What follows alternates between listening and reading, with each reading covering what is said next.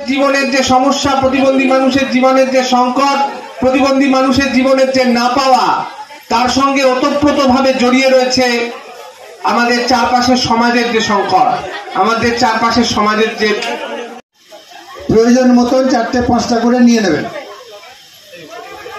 আমি শোক প্রস্তাব পাঠ করার মধ্যে দিয়ে আজকের এই সম্মেলনের কাজ আরম্ভ করছি।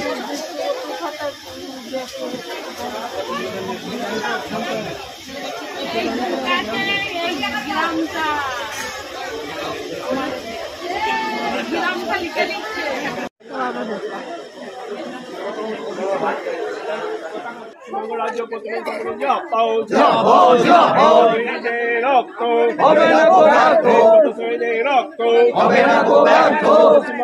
প্রতিবন্ধী সম্মেলন